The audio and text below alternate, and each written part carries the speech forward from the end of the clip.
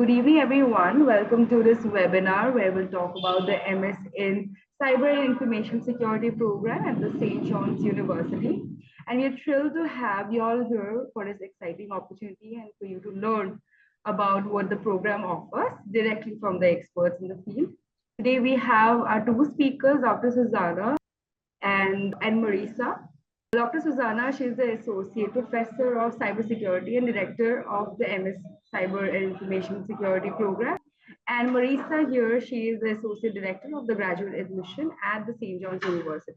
Thank you both for being here today. And before we begin, I just want to let the attendees know that we'll do a quick Q&A section at the end, but throughout the presentation, you're allowed to drop in your questions in the Q&A section if you can see under your screen. Right now, we can begin with the presentation. I turn it over to you. All right, so thank you all for attending today. My name is Marissa Alperin, and I'll be presenting on St. John's University. So I'm the Associate Director of Graduate Admission, and I have the pleasure of being at St. John's University for about 3 years now. Before working at St. John's University, I was an Assistant Director of Admissions and Student Affairs at Webb Institute, where I specialized in naval architecture and marine engineering. And before that, I worked at Skidmore College. So I have about 7 years of higher education experience, and I'm really excited to welcome you all here today. So just a little bit about St. John's University. This is based on our stats from 2023. We currently have 3,136 enrolled graduate students. Keep in mind that number could be a little bit higher. We haven't received our data yet for 2024, but we're super excited to even have that big of a number, which is wonderful. We do have 17 Division I Big East athletic programs. We're very well known for our sports at St. John's University. We have March Madness coming up, which we're excited about. We also have 44 out of 119 U.S. states and countries represented, which is a pretty big population of students we represent. In addition to that, when you're on campus as a student, you can get immersed in over 180 clubs and organizations on campus. And then, of course, we do have a very intimate student-to-faculty ratio of 16:1, which really gives our prospective students the opportunity to get to understand the field better. And then lastly, we have 198,000 living alumni members, and they're very well connected with our students, and it gives them great opportunities to do internships and get job opportunities. So St. John's University is located in Queens, New York, but New York City has a plethora of different activities you can participate in, from going to Flushing Meadow Park to the New York Hall of Science to even going to New York City, where you can go to Madison Square Garden, say if you wanted to participate in one of our basketball games. Our main campuses that are represented for cybersecurity is going to be the Queens campus and the online program. So we do have that flexibility for our students if they want to decide to live on the campus and do the full Queens program campus activity, or they can do it online with asynchronous or synchronous coursework. We do also have a Manhattan campus, but keep in mind that is not where cyber and information security is located. So we major in options, 65 plus different options, but today we're going to focus on cyber and information systems. So we're going to talk a little bit more in depth about that through the next presentation. But to go over the application process, currently we have an application that takes legitimately 5 minutes to complete. It's super easy for our applicants. We do have a $70 application fee, which is eligible for a fee waiver. And of course, we do require all transcripts from any institution attended. In addition to that, we're requesting a statement of professional goals. The statement of professional goals should really tell us why you want to be a St. John's University student, what you hope to do with the degree, your career aspirations.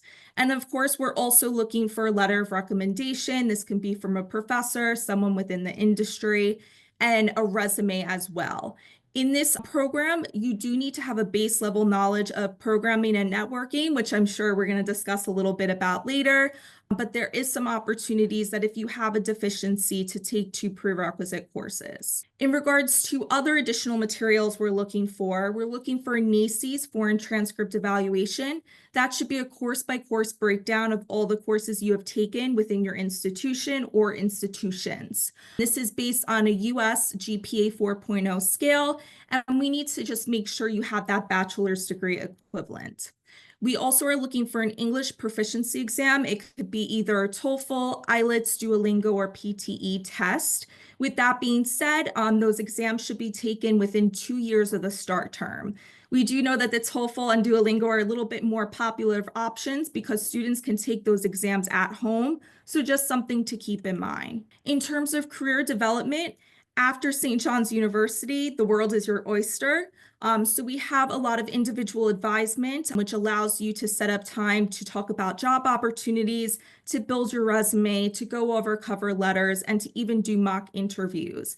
As a STEM program, of course, if you are eligible and you get a job within the industry, you potentially can get an OPT visa extension of 3 years, which is also a great perk of participating in this program.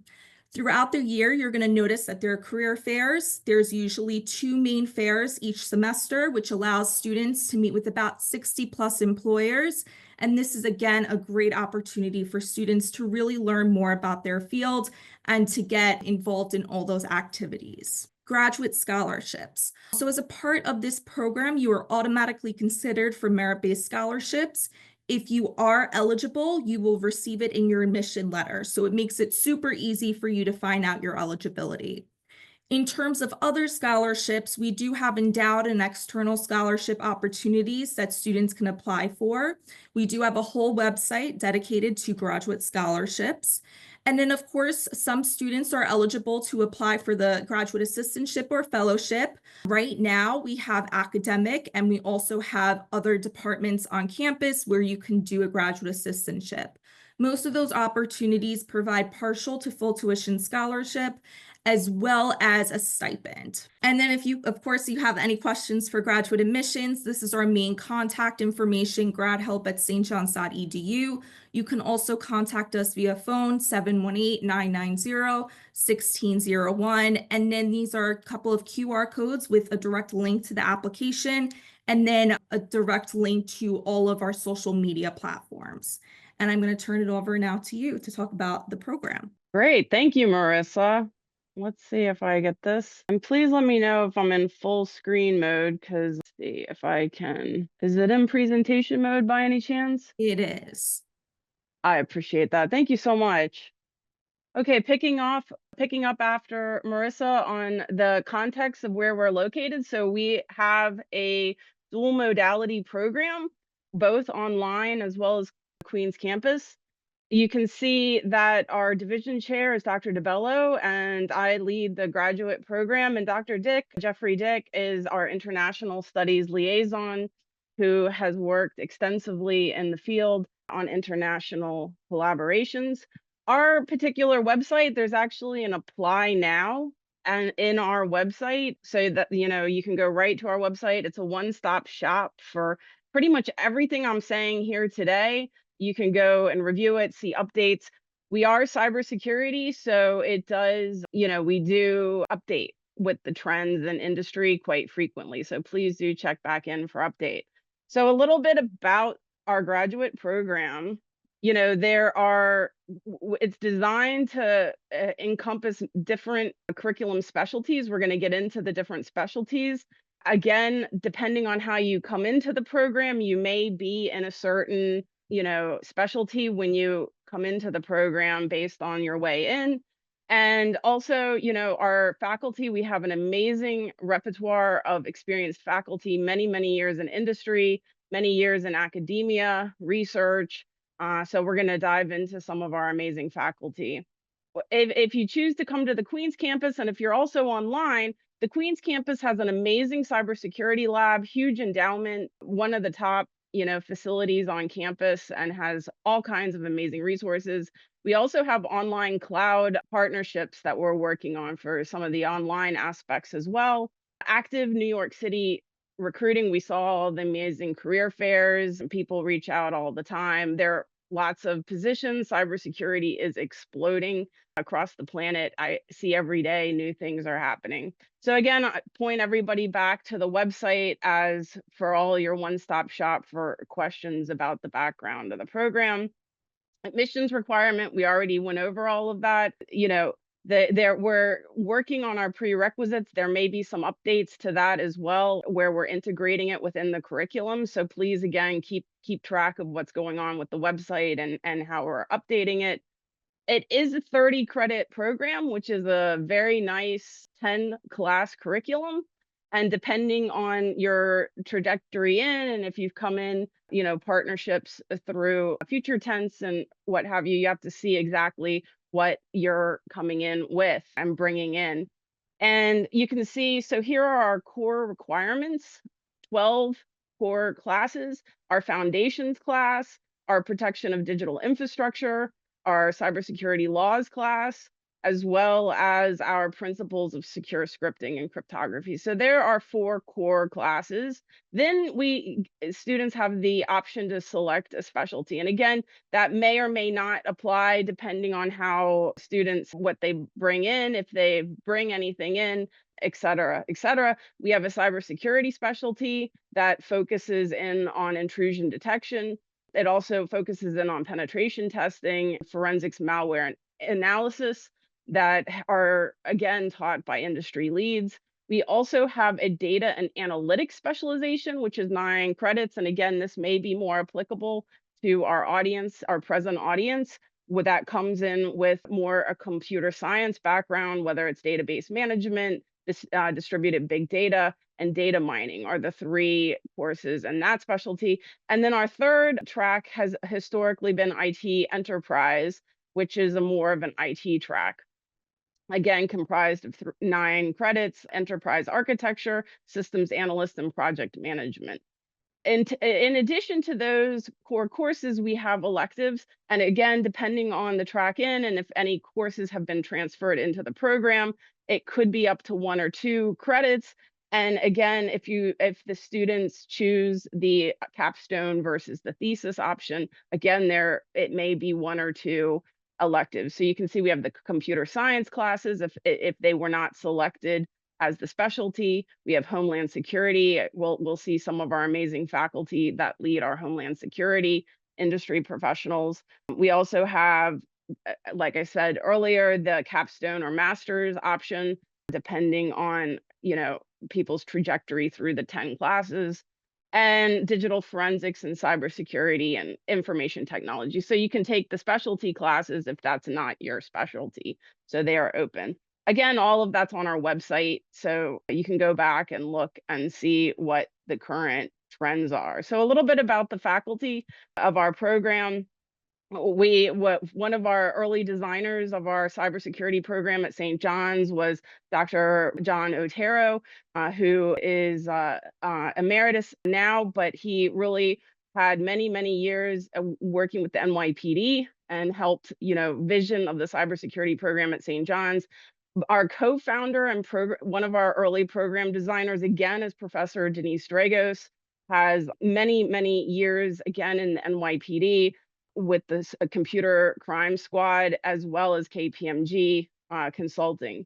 And then we also have, you can see some of the research backgrounds that all of the faculty are working on. We also extensively research portfolios. We have Dr. Katab Thakur, who is currently serving as a co-director of our NSA's Center of Academic Excellence co-director, PhD, specializing in cybersecurity. And you can see that, amazing background in industry as well. Artificial intelligence, focus in on network security, machine learning, IoT as his research agenda. And I am your program director, so currently serving as the program director and co-founder.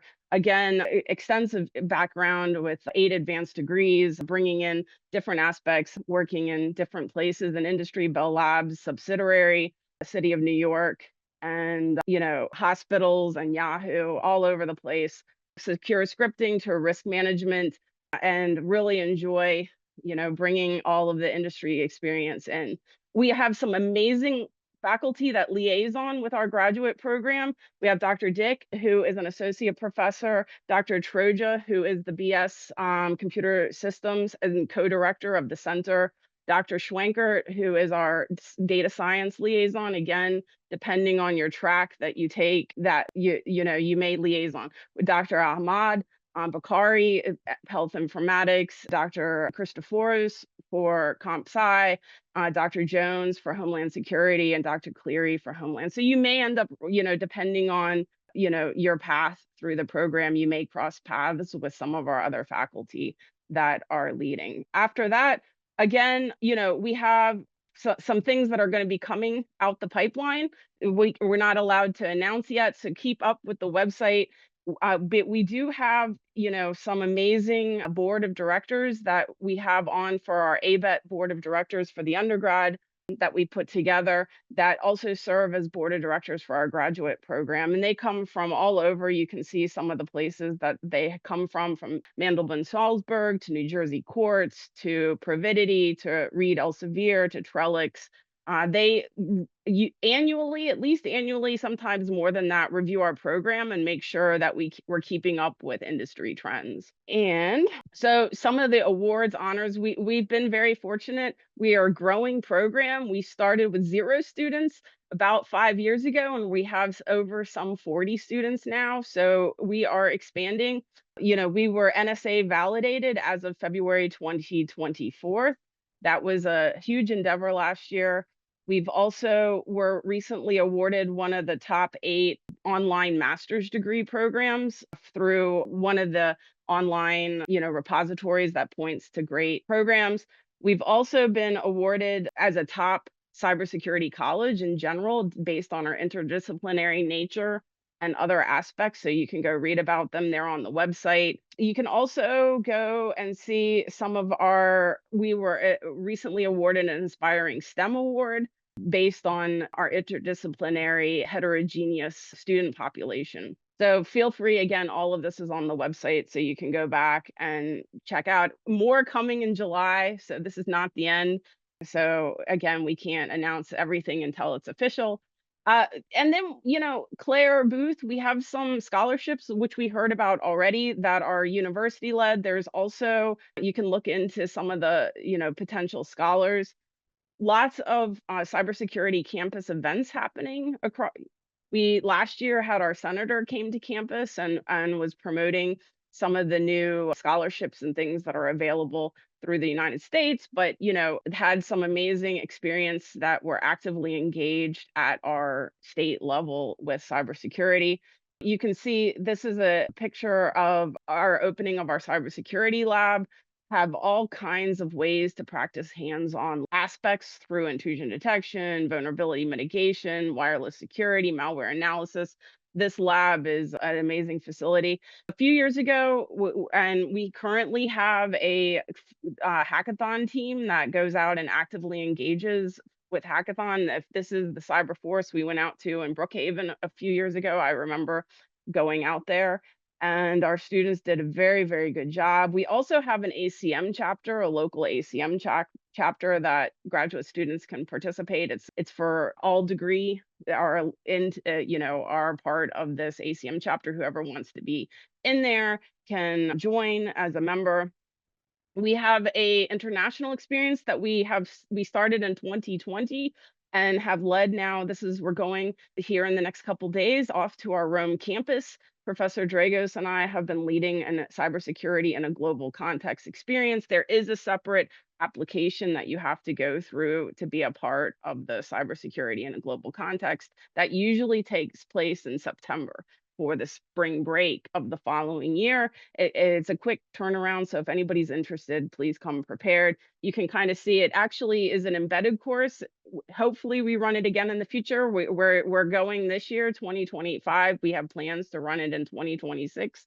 At some point, we're going to change locations, but we're sticking to our Rome campus, so you can get an idea. There's also some blogs. Some of the students have written blogs about their experience in Rome, staying on our Rome campus and working with professionals and universities in Italy. It was a very enriching experience as well as sightseeing. So there's a couple blogs by Raymond Ramdat, also has a blog, Andre. So please feel free to go up and browse the Johnny blogs. We have many about the graduate program that I haven't even featured here. This is just the study abroad aspects. And, we have active cyber research and industry seminar series. We've brought in some top people from around the world to come give talks. and you can, again, this is all on our website, so you can go and review some of the amazing people that have come in, and some in person and some online. It just sort of depends on their schedules and their availability and where they're located. But it's a growing program and is actively maintained, and our students are invited to that as well. We've hosted countries such as Portugal, and I believe it was Denmark as well, and Canada have been featured in here, as well as all around the United States. So, post MS graduate school, what happens? We heard that your world's the oyster after you graduate. There's lots of opportunities in cybersecurity, whether that is more of an advanced degree going on for PhD. Some of our students have gone on for more degrees. Some have gone right into industry. Again, our website has reflections of our alumni who have chosen to give reflections and some of their experience, and they're scattered around the United States. Some of the places that have been reported over the years are here, Providity, St. John's IT, Ernst & Young, Red Cross, Nassau, Boise's, New York Mets, Whirlpool. So again, some of these are internship experiences and some are full-time job. So where they leave after 10 classes. Lots of graduate research ongoing. Even now, I'm working on a paper with the graduate students, getting that off. Actually, we have 3 papers going out with the graduate students right now. So these are just some selected work in mobile security. We've also working, with our new faculty are bringing in additional ideas. So we have some secure scripting papers, we have some vulnerability identification papers, and anyway, we're very excited that we have a nice repertoire of research with our graduate students. And in terms of everything, it's here on the website. Feel free, don't be a stranger. If you have questions, please reach out, about the application process. I think even on the website, it tells you can reach out to Grad Help. We'll point you around. You can reach out to me. I'll point people in the right direction. So thank you very much. Thank you so much, Marissa and Suzanna. That was a very insightful session. I'm sure candidates have understood about the program and its processes in depth. I don't see many questions. However, since our counselors interact with these candidates very frequently, we do have a frequently asked question bucket of frequently asked questions, which I would like to address here. So what we have observed is our candidates are very motivated in terms of jobs and future prospects. So I wanted to understand if there are cyber and information security focused networking events or career fairs, or even clubs or organizations that candidates can look forward to and joining and participating in. Oh yeah, that's a great question. So I think we featured most of those activities already. That's a really good point. We have an ACM club. We have a hackathon team that actively engages in hackathons. We do have career fairs. Is more on the grad admission side of the house. They're huge. I've been to them. They are out by the field house and they move that around. We do have online, ways to do job searching and things online, and it's actively embedded into our graduate curriculum, working with career services. So yes, a lot of that is on our website. So I highly recommend directing students back to see what current activities are ongoing. Thank you for that. My next question is, we've always observed that US universities have a very tight alumni structure. So my question here was, how accessible is the alumni network? If candidates who are pursuing their graduation can avail these networks for referrals or mentorship or one-on-one session if they want. Yeah, so we do have a very robust alumni network, and through a lot of our events, alumni actually come and participate. So it's a great time and opportunity for prospective students to connect with those alumni members. With that being said, too, students should get involved with career services. A lot of times, They will connect you to select alumni members who might have like your dream job, for example. But I would say there's a lot of opportunities to meet alumni. A lot of it is at the events and then also just through connections with career services. And I'm sure also the department has some key alumni that they also reach out to as well. My next two questions revolve around how candidates will settle in the US once they have traveled to this country for the first time. So, first question is if there are any resources that candidates can avail before reaching US that will help them adjust to the city right like right on the go. So I'm sorry to just repeat it. It's about adjustment to city life. Yes, city life or the life at St. John's. Are there any resources that can help them avail that? Yeah. Absolutely. So we do have graduate housing. So that's one resource for students who do select to participate in the Queens campus program. If they would like to live on campus, again, that would be located right there and very convenient to get to those classes. In terms of activities, we do have discounts for students if they wanted to go to Broadway shows or sports games. It allows them to get a little bit more immersed into the atmosphere of New York City.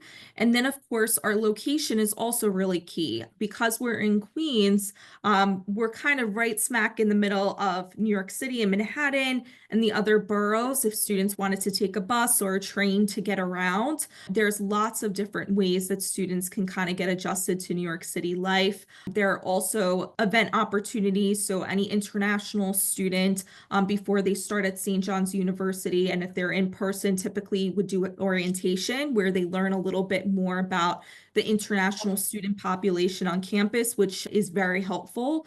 Students also get connected with an international student scholar service mentor teammate. So that means that that advisor helps in terms of the visa process. So they're not alone with that. If they have any questions in terms of, how to fill out an I-20 form, ISSO is always that key team to go to. So definitely a lot of resources. That has been very helpful. Next question is if there are any ways for candidates to avail either research associate position or like teaching assistantship that they can work closely with the professors.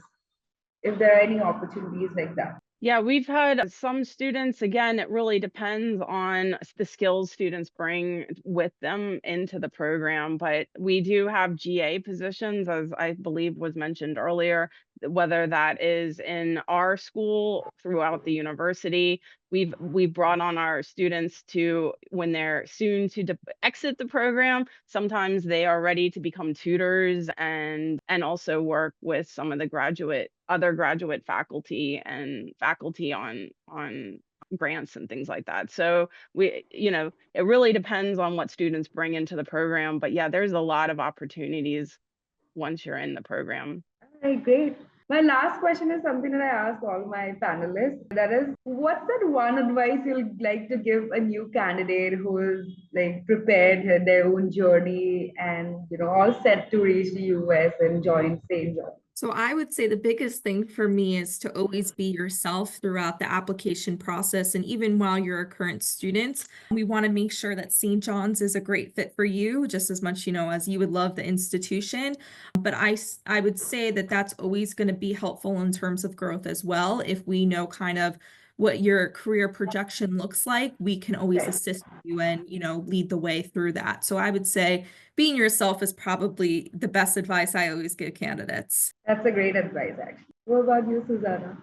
Yeah, I agree. Being yourself, the skills, it does go fast, I have to say. A year just flies by, a year and a half. So, depending on what they bring in, I would say it's really important to be focused on sort of the next steps. And not get too lost in the moment and kind of balance the moment and enjoy the city, but also keep track of the future. All right, I think that's a very good note to end the session here today. I would like to extend a huge thank you to both you, Dr.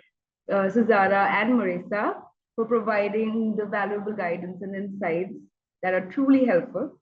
And of course, thank you to all the candidates for joining in today. We appreciate your time and for engaging with this.